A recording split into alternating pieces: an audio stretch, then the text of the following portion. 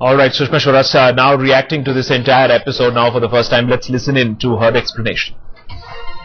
मेरा भाई गाना गा रहा था,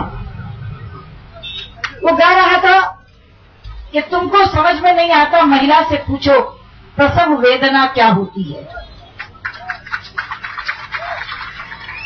मैं एक महिला हूँ, उस प्रसव वेदना को मैंने भोगा भी है।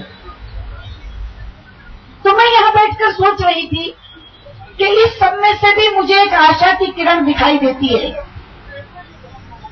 एक सिल्वर लाइनिंग दिखाई देती है, क्योंकि मैं मन से आशावादी हूं, निराशावादी नहीं हूं। मित्रों, ये तेलंगाना हमारा बच्चा है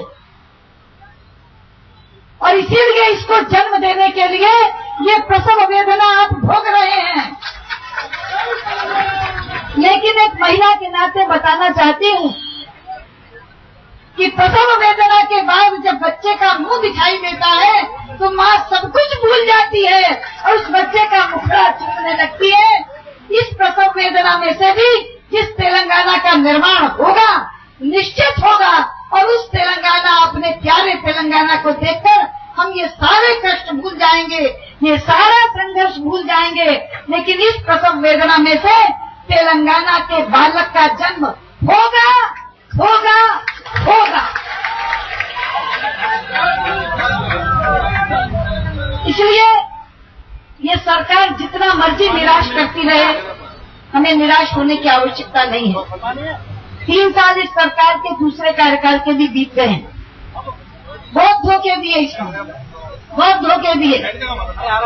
मुझे याद है 2009 का चिदम्बरम का वो बयान, अर्धरात्रि को कि सोनिया गांधी के जन्मदिन के तोहफे के रूप में तेलंगाना में लगाया, आतिशबाजियां हो गई, मिठाइयां बच गई, लोग नाचते गाते नाचने लगे कि हमारा तेलंगाना हमें मिल रहा है।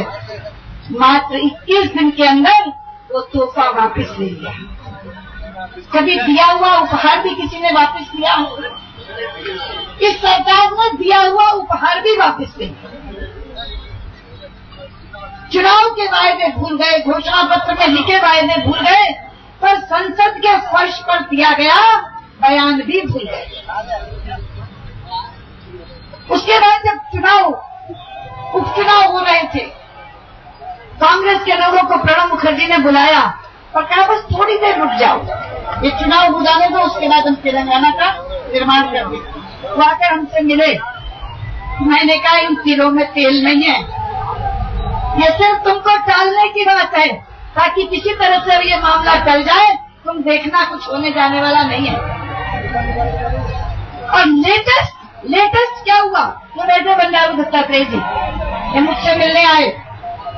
इन्होंने कहा सुषमा जी, केसीआर को कहीं से संकेत हुआ है और उन्होंने हमसे कहा है इस महीने के अंत तक तेलंगाना बन जाएगा।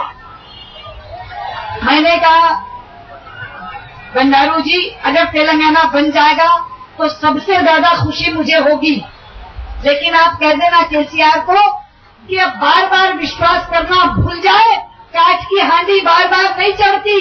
कितनी बार उन्होंने केसीआर को कहा हम तेलंगाना बना देंगे, इस महीने का अंत नहीं, अगले महीने का अंत और उससे अगले महीने का अंत और उससे अगले महीने का अंत भी हो जाएगा, तेलंगाना नहीं बनेगा। और जाके केसीआर और तेलंगाना के लोगों को कह देना तेलंगाना तब बनेगा जब इस सरकार का अंत होगा।